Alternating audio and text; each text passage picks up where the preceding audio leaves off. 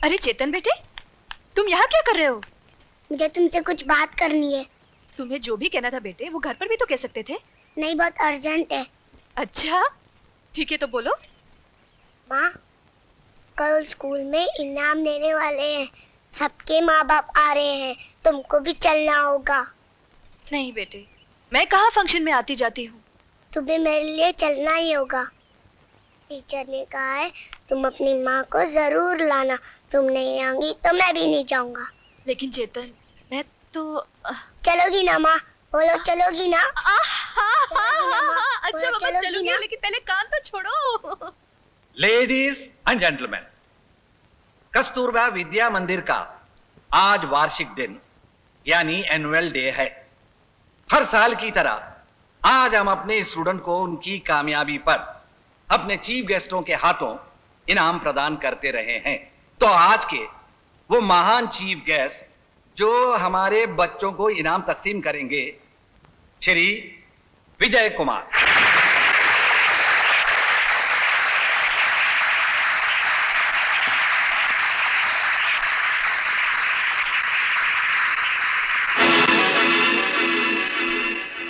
तो आइए, सबसे पहले मैं उस तालिबे इल्म को आवाज देता हूं जिसने इस वर्ष के बेहतरीन विद्यार्थी का पुरस्कार पाया है, मास्टर सुशील कुमार।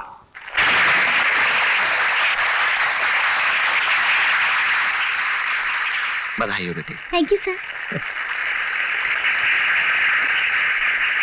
और अब मैं उस बच्चे का नाम पुकार रहा हूं जिसने सिर्फ पढ़ाई लिखाई नहीं बल्कि खेल कूद गीत संगीत हर क्षेत्र में कामयाबी हासिल की है। उसके इस नुमाया कामयाबी के लिए खास इनाम दिया जा रहा है। वो बेहतरीन स्टूडेंट है चेतन कुमार। चलो ना मम्मी। नहीं बेटे, तुम जाओ। चलो ना। तुम जाओ। अच्छा।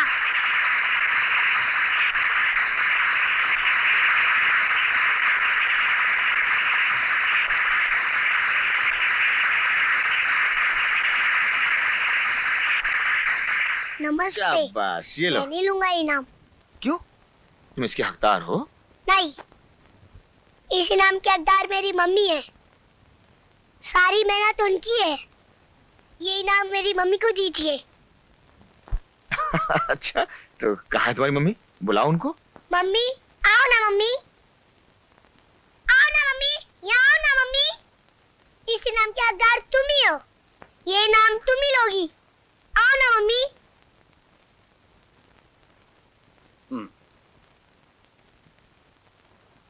मैं चेतन की मम्मी से रिक्वेस्ट करूंगा कि वो स्टेज पर आए। Give her a big hand.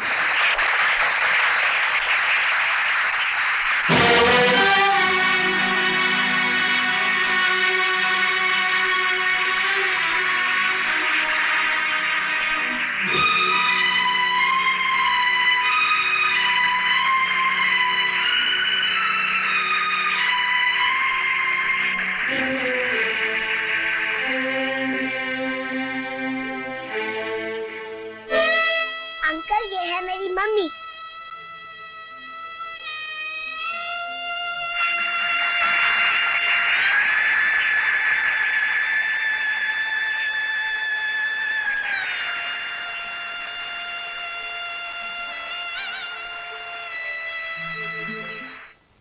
आ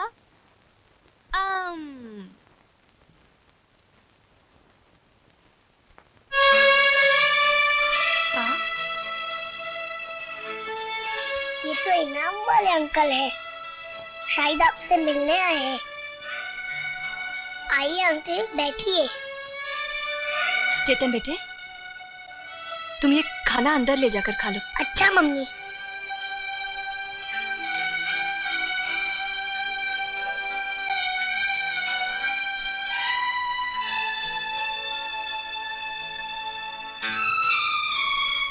शायद आप मुझे पहचान तो ना पा रही होंगी। मेरा नाम विजय है। विजय द्वारका प्रसाद। भावनाओं की धारा में बहकर इंसान कितना बेवकूफ बन जाता है।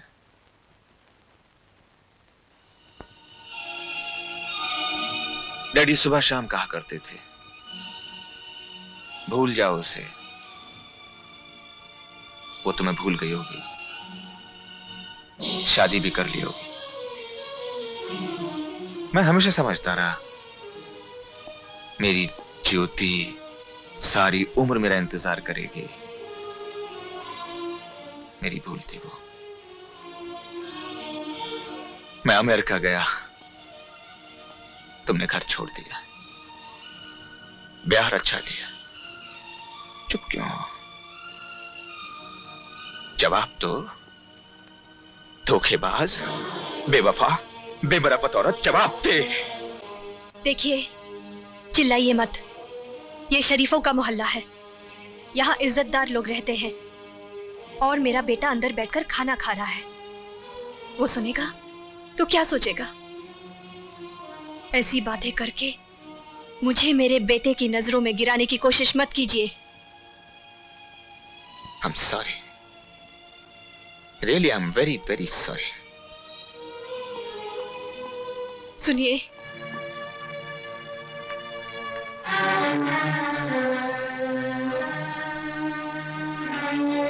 आपकी अंगूठी।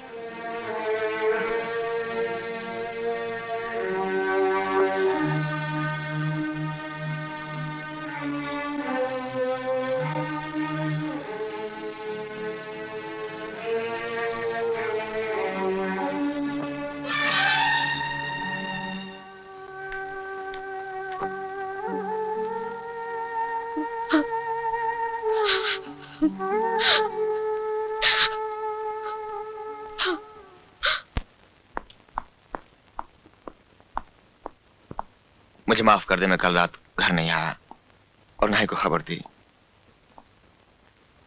मैं कल ज्योति से मिला था, तो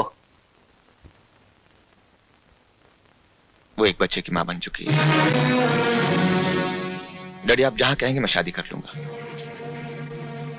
देखो बेटे, भगवान जो करता है अच्छा ही करता है। आज उसने तुझे ज्योति से मिलवा कर तुझे विश्वास दिलाया कि अब वो ज्योति तेरे जीवन की ज्योत नहीं हो सकती, क्योंकि वो किसी दूसरे की हो चुकी है। चलो, अच्छा हुआ तेरा भ्रम टूट गया, वरना पता नहीं कब तक तू उसका इंतजार करता रहता। डैडी, मैंने जिंदगी का बहुत सारा वक्त बर्बाद किया है,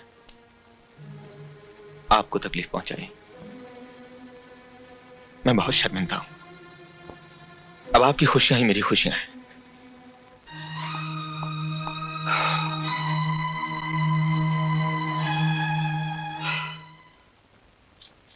आपने मुझे बुलाया सर? हाँ ज्योति, मैं एक अर्जेंट ऑपरेशन के लिए बाहर जा रहा हूँ, इसीलिए ये तोहफा सेठ केदारनाथ की बेटी सीमा को दे देना।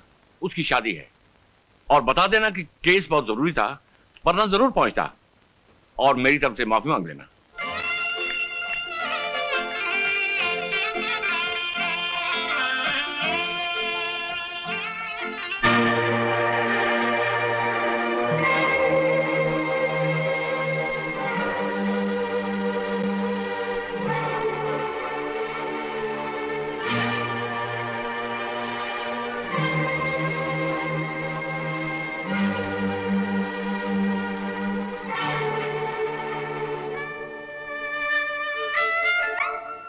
ये डॉक्टर श्रीवास्तव की तरफ से तोहफा है।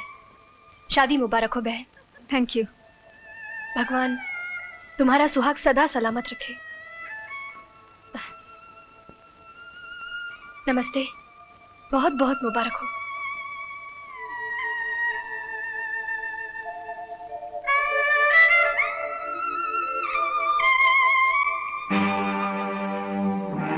अरे ज्योति बेटी, तुम? नमस्ते बाबूजी। खुश रहो बेटी, मुद्दत हो गई तुम्हें देखे हुए। ओह, नर्स।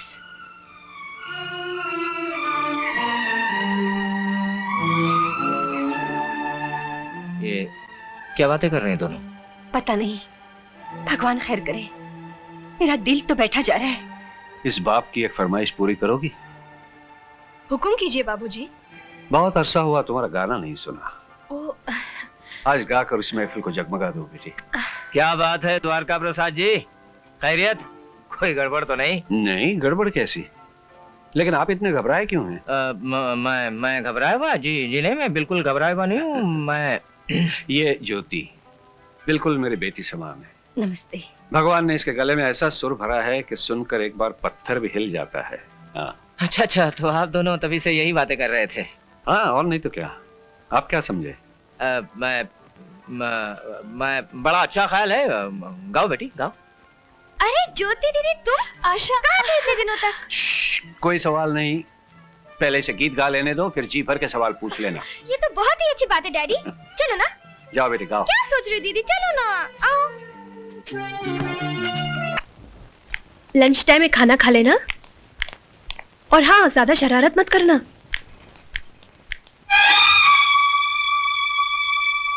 हाँ, आइए ना। लगता है तुम्हारी बस आ गई। चलो चलो जल्दी। नमस्ते अंकल। नमस्ते नमस्ते। अरे आप खड़े क्यों हैं? बैठिए ना। ये तुम्हारा बेटा है? जी हाँ। बहुत ही प्यारा बच्चा है। फरमाइए, कैसे आना हुआ?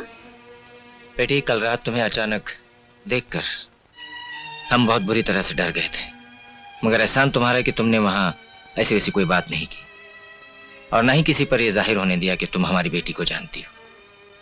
बेटी, तुम हमारी बेटी की तरह हो, इसलिए हम तुमसे अपनी बेटी के जीवन के लिए भीख मांग रहे हैं। भगवान के लिए उसका राज किसी पर जाहिर मत होने देना।